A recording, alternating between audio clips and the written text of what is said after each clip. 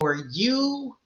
And without delay, I'm going to introduce you to our guest tonight. And our guest is none other than the fabulous, wonderful Shannon Wilson, Esquire, founder of Legacy Legal. Hey, Shannon. Hi, Felicia. Thank you for having me this evening. Thank you for coming on, honey. We're about to have some family talk tonight. We are. We're going to sit at the table and get some info out there. Yes, we are. I'm so grateful that you chose to spend a little time with us tonight. I'm really excited because I've been trying to get you on the show for the longest. I was like, come on, Shannon, you scheduled for April for now, but that was in January, so I'm happy. Yeah. But I know It's good. I'm glad to be here. So we'll lighten up the beginning and just talk a little bit about you. Okay. Tell me a little bit about Shannon and what you're up to and the legacy legal and what you guys do over there.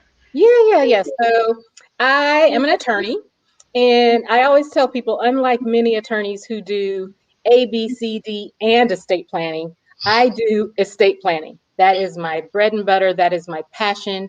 And I do what I love, and I love what I do. And it's interesting because I have always had a servant spirit.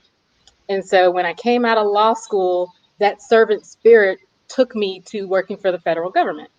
And with the government, I worked in labor and employment law because while I was in law school and even before then, I had a lot of experiences that taught me about being on the employer side, being on the employee side, wanting to have a family, looking at what that looks like, and knowing that people spend more time at work than they do at home with their families. So going into labor and employment was kind of a natural progression for me. And I left that and took a little bit of time off from law, started my own family, was a stay-at-home mom for a little while. I homeschooled one of mine for a little while and did a whole lot in the meantime. But then when I drew myself back to the law, the opportunity to engage in estate planning presented itself. Okay. I, like many people, immediately thought, oh my gosh, no, I don't ever want to do that. I don't want to be dealing with death all of the time. But I had a mind shift. And that mind shift was, Shannon, if people spend so much time at work, what are they doing that for if they're not doing so to make it better for their families and to create something for their families so that, rather than planning for Saturday night, they're planning for 3 generations from now. And the only way people can do that is through estate planning. So the servant in me said, that's what I'm going to do. And I have not looked back. I was with another firm for a while and I got a fantastic foundation. I'm not going to lie about that. I really did. But then I started thinking, you know what? I'm doing this for somebody else. I could be doing this for my own firm. I could be doing this for me and my family and my own legacy. So I started my own firm. Wow. And I get to pick and choose my clients. I work with people who I enjoy working with, which is all of my clients. I get to say, this is the demographic I want to concentrate on, either if it's, week to week, month to month, day to day. Today I'm going to contact all of my female clients. Tomorrow I'm going to contact all of my married couple clients. Like I get to drive the ship. And so, estate planning is what I love. That is absolutely awesome. And I can hear in your voice, Shannon, that you're very passionate about it. I am. And one of the things that you said in our previous conversations, and I think I saw it as a statement on your website, you said the only way that we can protect our families, businesses, and assets in the event of incapacity and the certainty of death is to plan. And the other thing that we talked about is how you are on a mission to help our community get that, because it is something that we don't talk about. We don't want to talk about death. Oh, I don't want to talk about end of life, but just when God get ready for me, I'm just going to be gone. And then your children got to go fund me to raise money to bury you because you have planned. I have seen that so much in my family, and I'm so excited that you're here because maybe you can kind of get us out of that mode of, well, I don't need to leave anybody anything. What I got, I'm gonna die and take it with me, or y'all can fight over it after. That's not no. That's It's a not what mind shift. it's a mind shift. So we're gonna Yeah, shift some minds tonight. absolutely. I'm for it. We're Yeah, gonna yeah. It's What do you funny, think? Felicia. I just saw recently somebody that had a GoFundMe out there, and I thought, oh, here we go again. And and it was for somebody that I would not have thought that would have happened to. Yeah, yeah. It amazes me every time.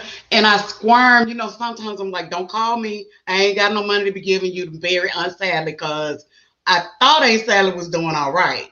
Right. No, she had this and that and the other, and her kids are fighting over this, and we can't get to her money. Or, girl, I'm Yep. over it. What is it, Shannon, in your work Uh-huh. with our community Mhm. and viewers? We're gonna get to some questions later because I know y'all itching to ask some questions. And if you have them, please put them in the comments. And those that I've received, we'll answer the ones that we've already received as well.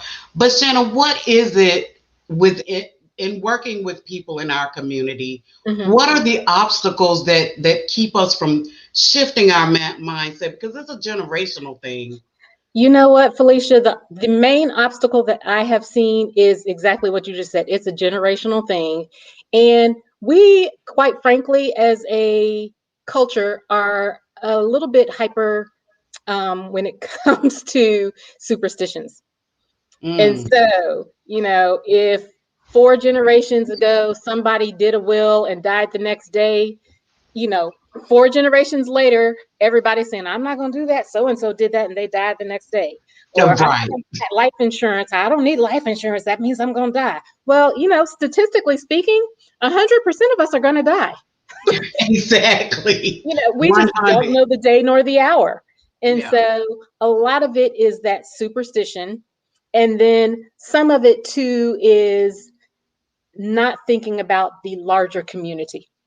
When I engage clients for estate planning, I always say, you know what? You are planning for you and your immediate family. But what happens in your immediate family trickles to their extended family, to that extended family, and it balloons. And really, what one person does can impact their entire community. Hmm. And so when you make it more community based, like I said earlier, I'm a servant, and when I am serving my people, I'm not just thinking about that one individual. I'm thinking about the loved ones that they leave behind. I'm thinking about the business partners that have to pick up the pieces when they become incapacitated. I'm thinking about those minor children that will be impacted for the rest of their lives if something happens to mom or dad while they are minors. And so a lot of times people are very narrow focused, and that prevents them from thinking big picture. And estate planning is big picture thinking. Hmm. Hmm. Absolutely. Absolutely. Yeah. So yeah, Be a I roadblock. It really can. It can be a horrible hindrance and a roadblock. And another thing, which probably I should have led with this, but most people think I don't have anything. I don't have anything to plan for. And inevitably, the people who say I don't have anything, when I start asking questions, they have more than they think, right? right. Having an estate doesn't mean you have to have $5 million and cars and houses and everything else. Anyone that has more than 3 pennies under a mattress or under the table lamp has an estate. Anyone that has even one person in their life that loves them has an estate. Anyone that has a vehicle that almost runs has an estate. The bottom line is anyone that has something that they would want to bless another with if something happens to them, or, which is usually the case, they just don't want the state to get it, then they have an estate and they need to plan it. Yes. Yes. So to piggyback off what you just said, and then we'll get into some questions. Tell us in layman's terms, because I want to make sure everybody understands what estate planning is. Okay. Tell us in layman's terms what estate planning is. You just gave us some examples. Tell us in layman's terms, so there won't be any questions tonight. Okay.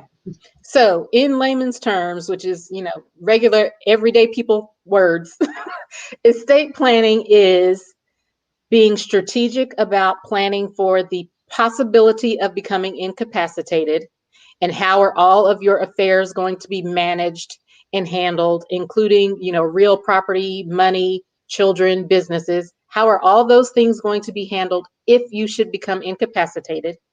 And then planning for the certainty, 100% of death. So what happens upon your death? Do you want to be buried? Do you want to be cremated? Who gets the house? Who gets the car? What about this? What about that? All of the who, how, where, whens, and whats of death.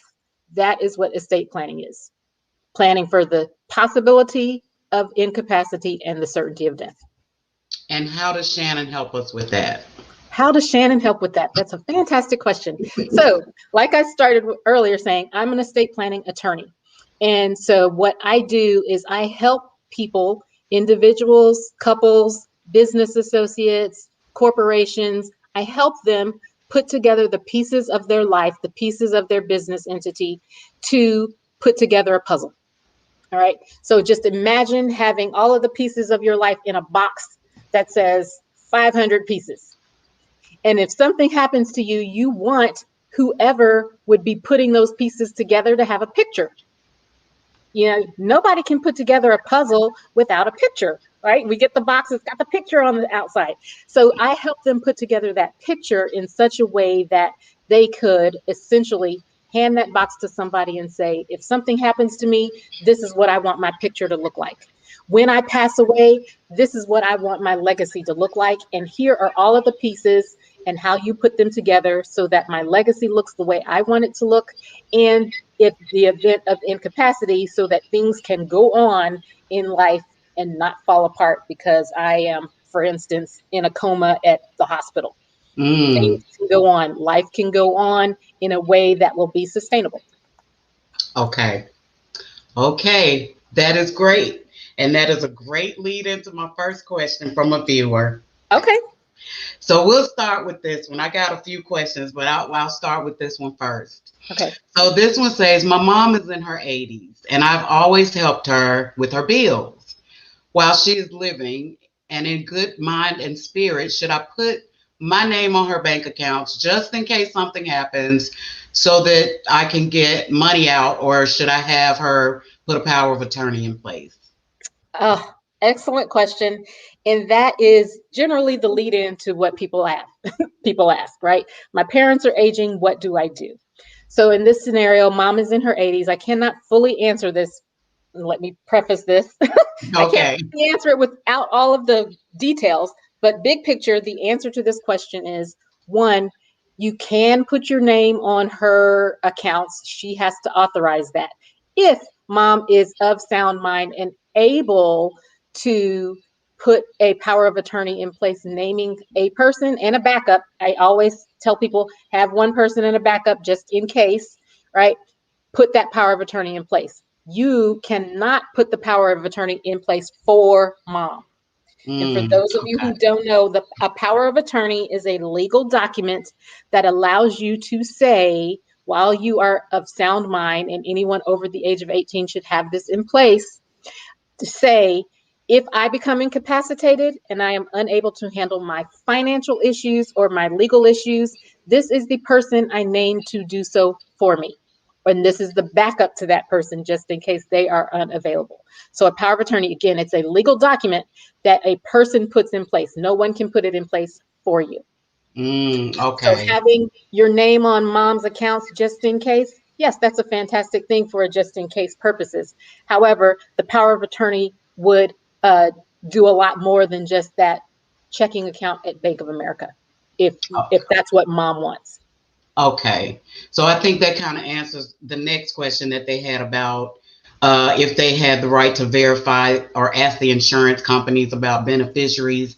If they have that power of attorney, they would be able to liaise with the insurance company, right? That is an interesting question. Sometimes, yes, it depends on how the power of attorney is set up. It depends on what authority that person gives you as power of attorney, because the authority given in that document can be very, very specific, or it can be really broad.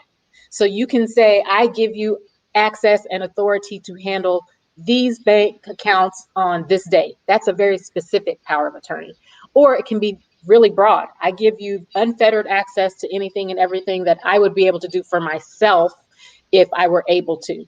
The powers of attorney that I use are durable. That means it goes into effect immediately upon signing. So even if a person is not incapacitated, say they go on a trip around the world and they want their bills to still be paid while they're gone, their power of attorney could do that with the proper type of document. Okay. And so insurance companies will not give information to somebody that does not have the authority. They won't tell you if you are they'll tell you if you are the named beneficiary, right? But they won't tell you if there are others. They won't tell you what the backup is. And again, that power of attorney has to say whether or not you have the authority to communicate with insurance companies, or say Medicaid for government benefits, or the IRS for tax purposes. You know, if you don't have in there that your power of attorney can contact the IRS on your behalf, your power of attorney can't call and check on that stimulus check or whatever else is happening. So the document, and this is precisely why, Felicia, this is why people should contact an attorney who is well versed in this area to do these documents for them.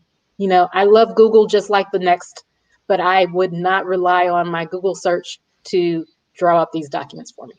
Absolutely. That's why our viewers can contact Shannon. I'm gonna have this question for a minute. That's Shannon's information, and it's gonna be in the comments as well. So yeah, if you have any additional questions about that, please don't hesitate to contact her. We have a viewer that has a question. Shannon, is there a difference between a power of attorney and executor of an estate? Absolutely. Yes, Kathy, there is a difference, and it's a major difference. So a power of attorney is a document for while you are living. You name a person to handle your finances and legal issues while you are living. A power of attorney expires upon death. That is when the person that you have named in your last will and testament, that's the executor, and that's the person who picks up from there. So upon death, the executor steps in under the authority listed in the last will and testament to distribute assets and do what you have listed in your last will and testament for them to do.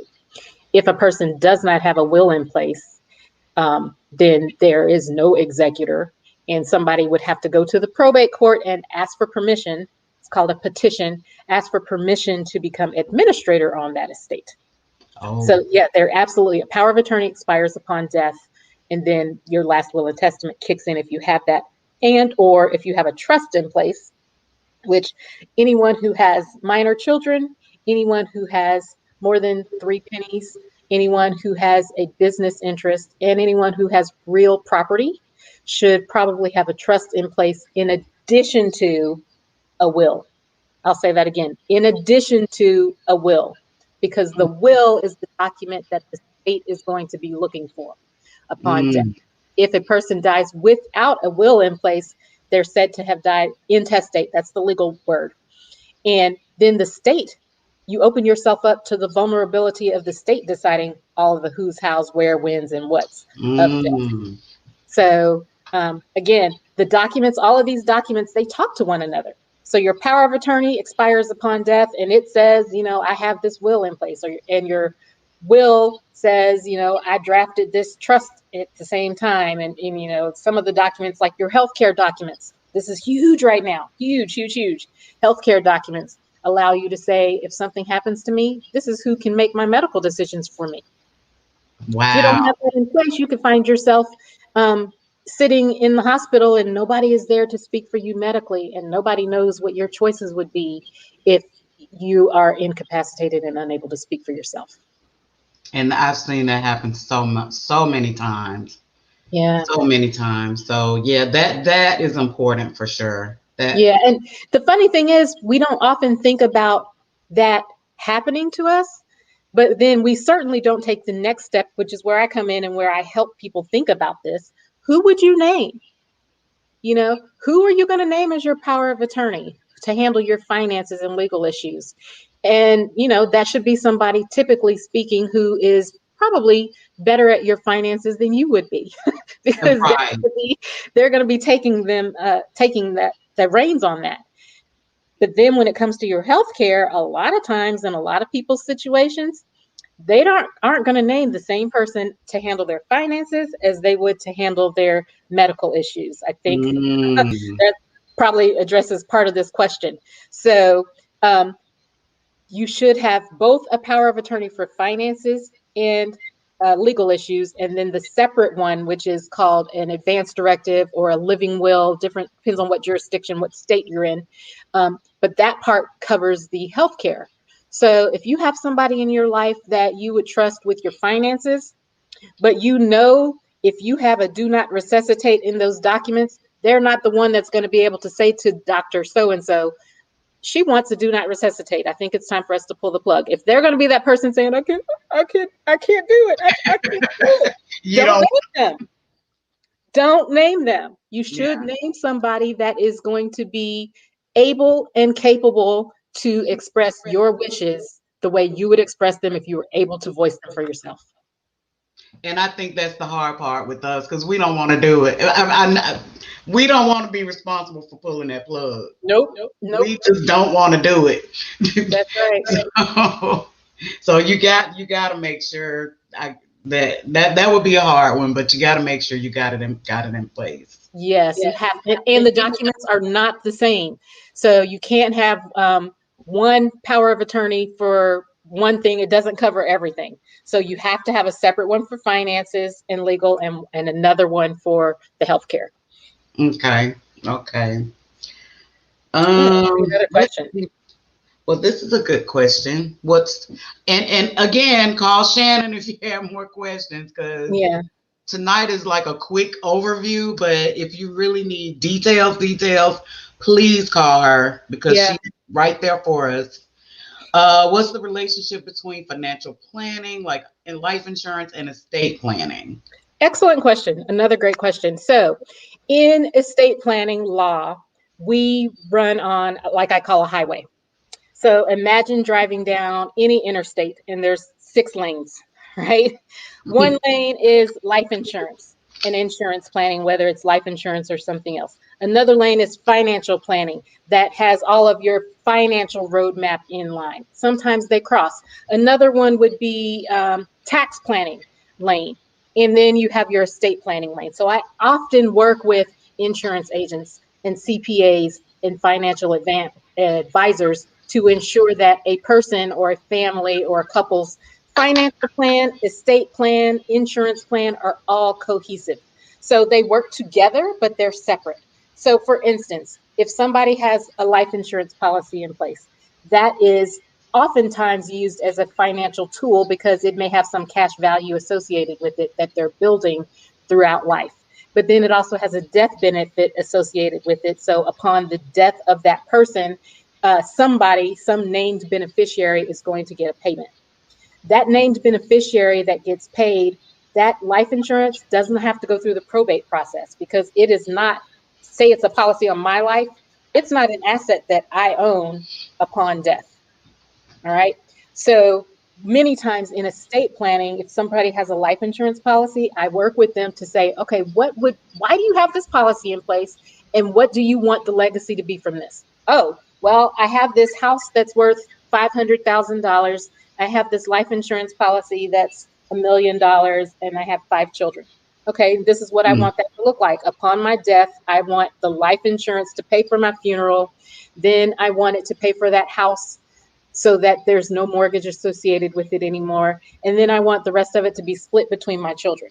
Well, that's when your estate planner comes in and says, okay, your will needs to say this. You need to feed it to a trust that says A, B, C, D, E. And then we change the beneficiary with the life insurance company to make sure that your wishes are met.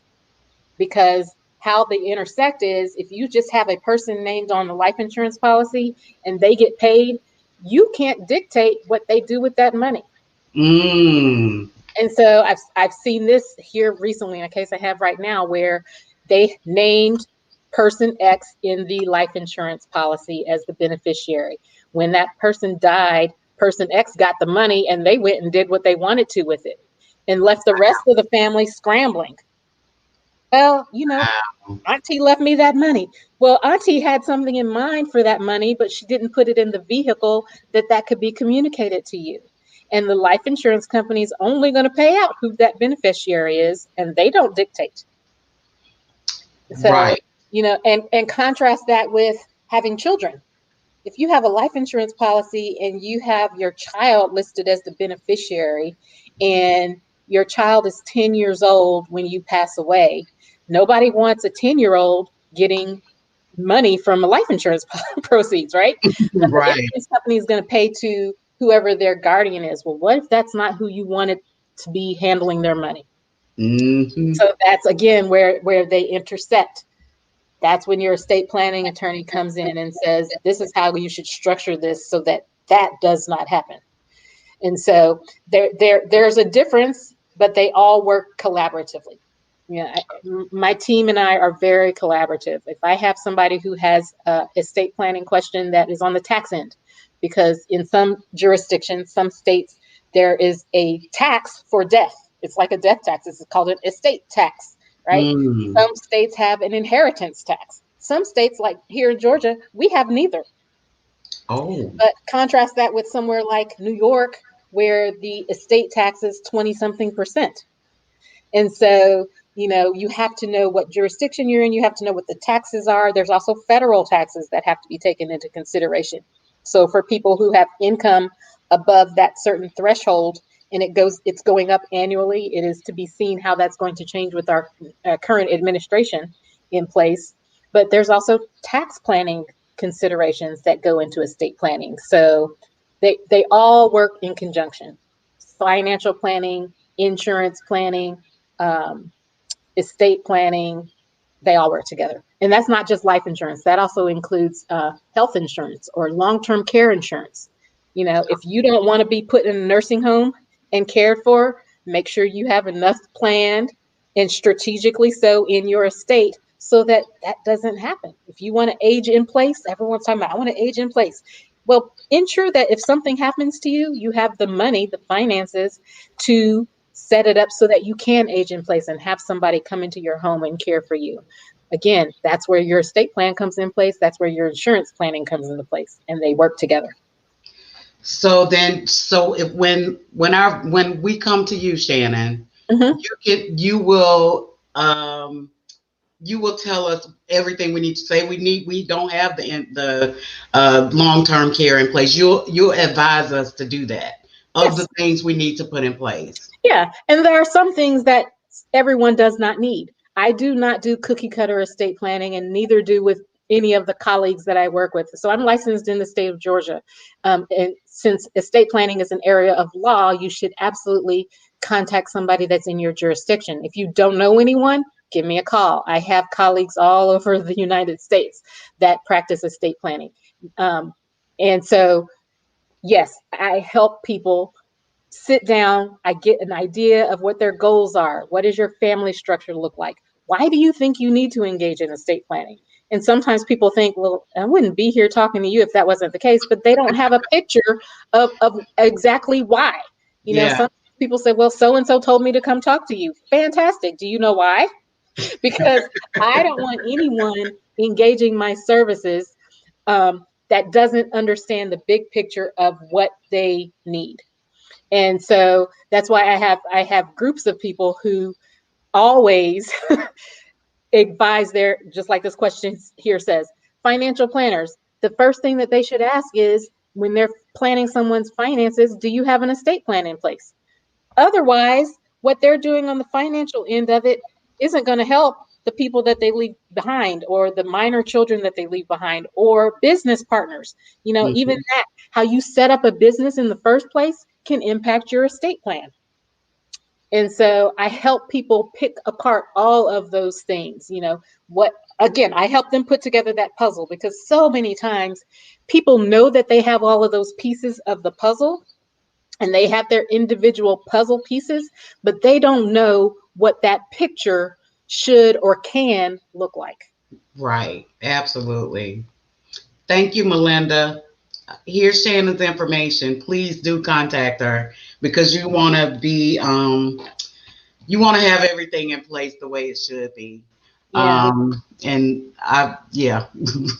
So Shannon, I'm gonna ask you a couple more questions because we could Okay. talk about this all night long. We can. You So, look, Felicia, you know I can talk about it forever. So so okay. So here's a scenario a viewer sent. okay. I'm a single mother with an adult child. I have a home that is not paid for.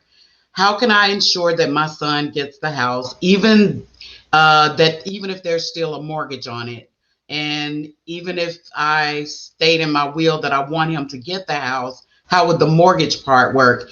Either how if the house is paid for, is not paid for. Can you tell us Yeah, how that would work? that's a great question, and people ask that all of the time. So this is another question where it depends on the jurisdiction where you are, the state that you are in. Many states have what's called a transfer on death deed that you can attach to your will that says, upon my death, I want this house to go to so and so. And then you have the deed drawn up that says so and so gets it upon your death. All right. All states do not have that, though. Georgia is one of those. We don't have that type of deed in place. So, in order for property to be properly transferred upon death, you have to have a plan in place. And that plan looks like, okay, upon my death, this is what I want it to do. I want it to go to my son. Fantastic. How do I get it to my son? I have to either transfer it to him prior to my death while I am of sound mind so that he gets it and he already has it, right? Or you have a tool, a mechanism in place to transfer it upon death, like a trust. So you put the trust's name on the deed and then it stays in the family forever and ever. One thing people have to be careful about, and I just did a workshop about this yesterday, is creating heirs property. An heirs property is a type of property where the person whose name is on the deed is deceased. And say 3-4 generations from now, a company comes and they want to buy that property, but they have to go through 3 generations, 58 people to figure out who owns it. And all 58 of those people could potentially own it if it wasn't properly probated or transferred upon death. So you have to have the deed in place. The question about the mortgage is different. And people often confuse the deed that says who owns it with the mortgage that says who's paying for it. Because technically the bank owns it until that mortgage is paid off. So what happens when a person passes away with a property, a home, or whatever that is, that still has a mortgage on it, and they want somebody else to get it? You either set them up, and again, this is in your planning, you either set them up so that they get that property and can pay off the mortgage, like having that life insurance policy in place that's going to pay the mortgage, or like having enough in a trust that's going to pay off the mortgage, or having enough in an account or whatever. Or you have it so that they assume the mortgage and then they have to let the mortgage company know. Bottom line, if somebody receives inheritance of a property that is subject to a mortgage and that mortgage is not paid, it's going to be foreclosed on just like any other property would be outside of COVID. We're still at a bit of a moratorium on foreclosures. But if it's not paid, it's going to get foreclosed on just like anyone else's property would if they were still living. So you have to set the plan up. You have to strategically plan your estate so that if someone is going to inherit it, first, the deed indicates who and how, and the deed is proper. And second, set it up so that they can either afford to assume that mortgage or you have set up some mechanism to pay that mortgage for them. Wow, that's good stuff, Shannon. You're dropping knowledge tonight, girl. That's what I'm here for. That's what I'm here for. It's a lot of information, and I'm so glad you said that because so often we just don't know what we don't know. Right. And, in addition to being an attorney, I'm also an educator. And, it was like estate planning is the perfect mesh of me doing law and being an educator, because I can educate people on the importance of estate planning, and two, how it impacts generations and how it can even impact you tomorrow. I'm a little bit of a clumsy person. So if I were to walk out of my house and trip and nobody is out there to catch me, then, and I don't have my estate plan, what's going to happen? Yeah. You got to have everything in place. And we typically just don't. But I tell you what, I bet you're going to get a lot of calls, because I'm going to call you too. I think I'm trying to change some stuff around. I'm telling you. And really, with all seriousness, I know I have colleagues all over the United States, and many of whom look like me, right? Because so many times, especially in our community, talking about what you have or don't have is really personal.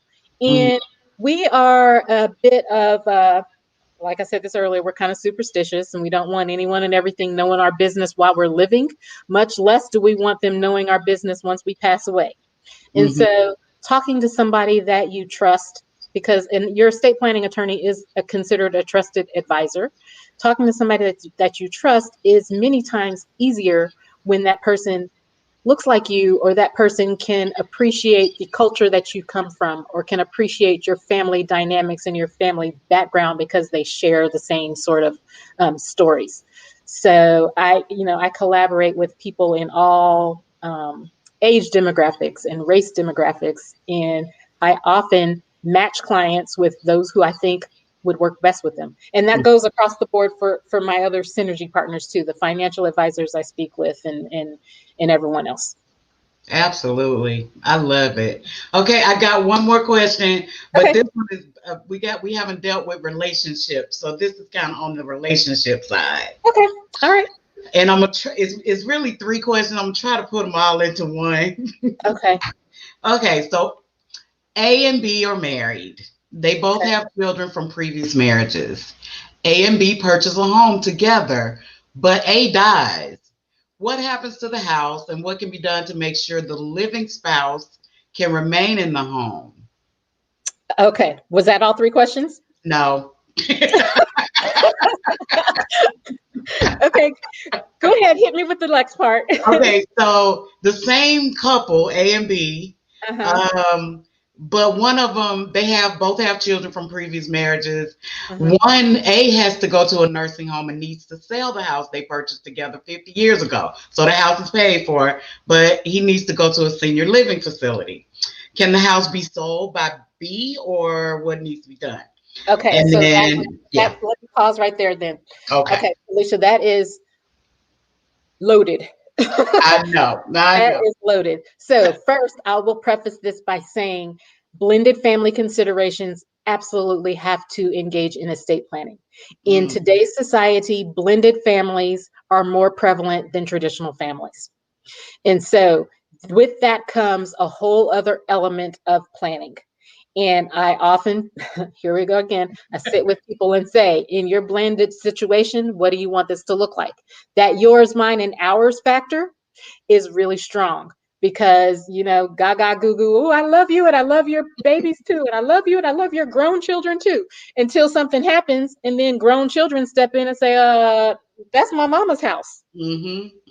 Okay, so estate planning has to take that into consideration, and the only way to do it is strategically plan. Again, it depends on what jurisdiction you're in. Sometimes a spouse, whether it is a spouse from a current marriage or not, a spouse, if you haven't changed things, could be entitled. In some states, your spouse is automatically entitled to a portion of your estate. Georgia is the only state, crazy Georgia, where you can disinherit your spouse. But again, in order to do that, you have to plan. All right. So, oh my God, you can disinherit your spouse? You can disinherit your spouse in Georgia. Every other state, the spouse is entitled to what's called an elective share, which is an automatic portion of it that they can petition the court for. Wow. So A and B were married. A and B live in house. One dies. They want the house to go to children. Okay.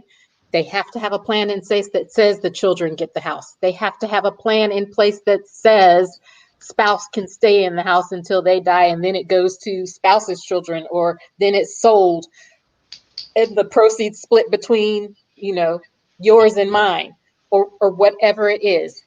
However you want it to go, you have to have it in writing in a qualified estate plan that is legal, right? Mm. In many states, or in all states actually, I don't care if grandma said, baby, when I go, I want you to get the house. If it's not in writing, nobody cares. It's not going to matter if it's not in writing. And if it's not in a legally qualified writing, meaning it meets the laws of the state in which that was done or where they pass away, again, it's not going to matter. So Wow. having it in place is the best way to do that. The next part of it is having it in place properly. So you meet with an attorney, you have a trust in place, or you have that will that dictates the property if you're in one of those states that allows that. Or both parties should have all of these in place. A and B both should have a plan. Estate planning, especially when you are married, is not a you do yours and I don't really care what happens on the other end. If both parties need to engage in it, because nowadays there's no such thing as a joint will. There's not. Some people still do it, but it's not advised, because then what happens if what's the likelihood of two people dying together at the same time? Right. And even people that are married for 50 years, sometimes they have different ideas and goals about what happens with their assets. So having a plan in place for both people, and portions of that plan are joint. Like a trust could be a joint trust that says, while we're married, this is what we have, this is what's going to happen with it. Once person A dies, this is what happens. Once person B dies, this is what happens. So having all of those things in place. The second part of the question was about somebody going into assisted living, for instance, and whether that house can be sold. So that opens up a whole other can of worms, because now we're potentially talking about Medicaid planning, and Medicaid planning involves getting funds from the government to pay for that assisted living. And there are ways to plan your estate so that you still have that nest egg and that house and everything, yet you still qualify for those government benefits like Medicaid. Really? And the only way to do that, again, is to plan and to know how to do so. You can put those funds in a certain type of trust that protects those assets, and then you still qualify for Medicaid, yet you still have your assets. There's also a certain way to do that if there's another spouse that still lives in the house. They can't, kick them out to pay for your care and things like that. So yes, that does happen all of the time, but there are ways around it, and there are ways to strategically set your financial house up so that it doesn't happen. Wow. And call Shannon, because that sounds like it's a little complicated right there. Mm-hmm. So this another question. My children have a conservator. Can I request to change the law firm that oversees their funds? So conservator, for those of you who don't know, is a person who is in charge of the finances of another individual who is unable to care for their own finances. If a person doesn't have a financial power of attorney in place and they become incapacitated, someone has to petition the court to become their conservator. Or if there's minor children and maybe they have some special needs, or they have been the subject of a lawsuit and they received some lump sum settlement, some jurisdictions require there to be a conservator in place for those funds. Can you request a change in the law firm that handles those funds? If you are the conservator outside of them, yes, you can, because you're the one handling them. If otherwise, you have to go back to the court and ask for permission. Anytime there is a change in place with any plan, especially if it's court ordered, like a conservator being in place, you have to go back to the court that issued that to get permission. So if you want to sell property to care for them, you have to get permission. If you want to do anything with the use of those funds outside of it, you have to get permission. it also requires like annual reporting on funds and annual reporting on health of individuals if it's for their health care. So anything that requires reporting to the court, you just have to ask for permission to make any changes to it, whether that is the person administering it or whether that is, selling some asset that they own. I hope that answered the question. I think so, but I'm not quite sure. If not, give me a call. If not, give you a call.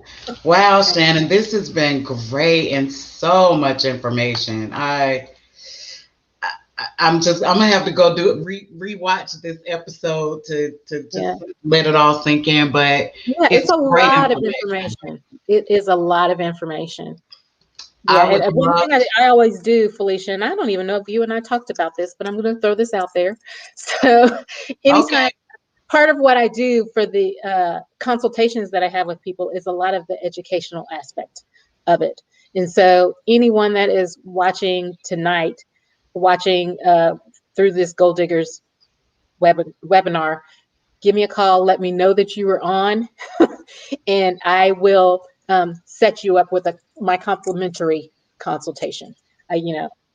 People shouldn't, a lot of times attorneys charge by the hour for a consultation, and I do that as well. Unless you were in one of my educational workshops, which this is, then that consultation is complimentary. Just let me know that you're on here with Felicia. Okay. Yes, you better say Felicia. She ain't gonna let you do it. That's right.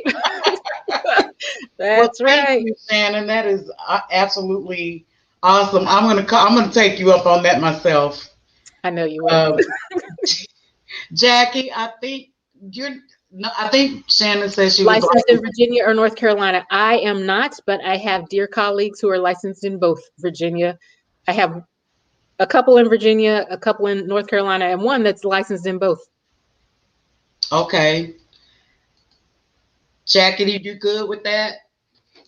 I'm gonna put mention Gold Digger Diaries for. That's right. For complimentary initial consultation. Yeah, and the thing with being in different jurisdictions, so say a person owns property in one place, but they live somewhere else. So that estate plan would be a multi-jurisdictional plan. And and that's why I have to have trusted partners and advisors in other jurisdictions, because, for instance, I have one right now where the people who are putting their plan in place live here in Georgia. They have property in Maryland. They have property in New York. So that's going to require their plan to take care of everything they have here in Georgia, as well as items, especially real property that they have in Maryland and that they have in New York. So I've already partnered with the people I know in both of those jurisdictions that that have property in other places. So absolutely. A lot of times it's not even about where you are, it's where your assets are, or for instance, if it's for family. Yeah, and I often do family planning. I have done planning for 2 and 3 generations is the most that I've done it for. It was probably one of the most fun signings I had. I had grandma, mom and dad, and then their 20-something-year-old son. All of them did their estate planning together. Their plans coincided and they mixed and they were perfect for the entire family. Wow. So that often happens. Yeah. Wow. That's amazing. Yeah. So, Shan, I really want to ask you one more question. Can I ask you one more? Sure. Because I really want to know the answer to this one. Okay. It's another relationship. You know, I like these relationship questions. I know you do. That's fine. So A and B again, but they're younger. Mm-hmm. A and B live together, and it's A's house. They get married, but he wants a prenup. Should I put my house in the should I put my house in the prenup, or because I want my house to go to my children or grandchildren? What can I do to protect my home from him getting it? Okay, excellent question. So this is the intersection of estate planning and family law, because a prenuptial agreement is for family law. And so what a prenup is an agreement that people enter into before they get married that says in the event that we separate, in the event that we divorce, this is what that's going to look like. And it essentially divides their assets before they even get married. All right, so that prenup would be in place. So let's just say it's me. All right, it's my house, we get married. I want to keep that house so that I can pass that house on to my children. So before we get married, I'm going to have a prenuptial agreement that says, in the event we split up, this house is mine. It stays mine. It's not going to be any of that yours, mine, and ours. It stays mine. And then I have my estate plan in place that says, in the event of my death, this is what happens with that house, whether it goes into a trust or some other mechanism that will allow it to be properly transferred at my death. So, excellent question. It is the intersection of estate planning and family planning, family law. It happens all of the time. A friend of mine always tells me, and my office partner actually does family law. And people say to me, estate planning is like family law on steroids, because it is. Because of situations just like this. I also tell people, when you're planning your estate, if you have a trust in place and you're taking care of your children's children and your children's children's children, right? They need to know, especially if it's a substantial estate, they need to know you need to have a prenup in place, because I'm not creating this plan for you to, marry some knucklehead and they walk off with everything that I was planning for you. Wow. So in many jurisdictions, when you don't have that plan in place, if somebody is in that bloodline, they are automatically entitled to some things. That estranged son or daughter, or, that play cousin that we all have, that's not really what you want to keep. You want to take care of them. If you don't have that plan in place and those documents in place, they are not going to get taken care of. Wow. They will not be accounted for. And, child, say you have 3 children, A, B, and C. A, B, and C are all entitled to the same thing in your estate if you pass away without a plan in place that specifically accounts for one over the other, or however that looks. So, people often say, I'm not going to do anything because everything's going to be divided equally. Well, if you don't have a plan in place, it may not happen that way. So, again, having it in place sure does beat the alternative. You don't want your family and your loved ones or your business partners or your minor children, God forbid, to be stuck in probate court, or to be sitting somewhere saying, well, who gets the baby? Have a plan in place. And in some states, it is not automatically your spouse. Right. Wow. Well, honey, we're gonna go to the one fun question, Shannon, because you've been serious all night. Love it. Give me the fun question. So, what does Shannon like to do for fun? What does Shannon like to do for fun? Something I did fun this weekend was I went and walked around in the little town square and ate ice cream. Okay. Take the mask off, had some ice cream. It was fun. It was a lot of fun. Another something I like to do for fun that I haven't done recently because of COVID and I'm too chicken is I like to just go to the spa and get a massage or sit in the hot tub or whatever is there. Again, I haven't done it in a year because of COVID, but it's coming again. I will get back to it. I also have 2 very, very active sons, and it's fun to me to go and watch them and support them in their activities. Oh, absolutely. So this Shannon versus the 18-year-old Shannon, what would you tell her? Oh my gosh, Felicia. What would you tell young Shannon? I would tell 18-year-old Shannon to follow your passion.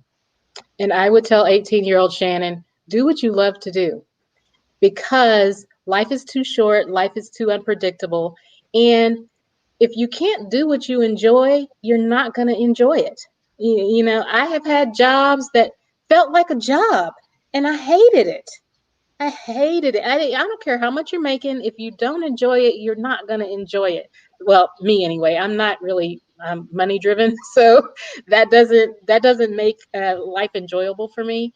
So I think I said this in the beginning. I do what I love and I love what I do. And I would absolutely tell 18-year-old Shannon to do that. That didn't happen initially. I had to get to 18 plus years before I got back to that. Right? But you're right. But now, I do what I love and I love what I do. And I think that had 18-year-old me known that, some of the choices I made and some of the decisions I made would have been different. I know eventually I would have gotten back to it just like I did, but some of the heartache that came with it probably wouldn't have happened. Yeah, yeah. I think it's great that we can look back and take advice from our 18-year-old self, no matter how old we are, because we Right. learn something every time. I do when I think about my 18-year-old self. Mm-hmm. It taught me. It is teaching me a lot of lessons. That's right. Woo, thank God. Right. But we needed those lessons to be where we are now. Mm-hmm. I believe everything that we experienced to this point in our lives, we needed. We Right. needed to go through those things. Right. Right. And So it's funny you ask that because even 18-year-olds need an estate plan. They don't think they do. they Believe do. me. Look, I have one. They don't think they do, but when you're 18, you are considered an adult. So Yes. mom and dad and nobody can make your financial decisions for you. If you screw up on something, Oh, unless you have that document in place, nobody can help you with it. If oh, something happens to you that you are in the hospital, nobody can help you. No one can make your decisions for you unless you have that document in place. oh So, wow. estate planning is not just for people who are what they say knocking on death's door, Yeah. right? Yeah. For anyone 18 years old and up, we all need it. The Hmm. quality of what you have and the documents that you have vary with different ages and stages in life, but everyone needs it. Oh, absolutely. Absolutely. And I would just before we close, I know I've made light of some things tonight, but I wanted to keep you guys engaged. But I cannot reiterate enough to you how important it is for us to come to get together and plan our estates, Yeah. because a lot of times the government has too much of a hand in our finances and stuff after we're gone. But Hmm. if you want to leave a legacy and you want to leave things in place for generations to come, this is how you start to build generational wealth. That's right. This is how Caucasians have done it for years. I've seen them do it. It's we've got to get on board to this. It's not going to that little stimulus check you're getting, all that. Take a little bit of that and call Sharon and say, Sharon, I need you to draw this up for me, or whatever it is you need. But I think it's worth the investment, and I think we need to, and it's not going to really cost you that much, is it, Shannon? Nope, it's an investment. It's an investment. So I just really think it's important. Share this information that we've gotten tonight. Share it with you. It's on the YouTube channel. Send them to the YouTube channel. They ain't got to like the channel. They ain't got to subscribe to it.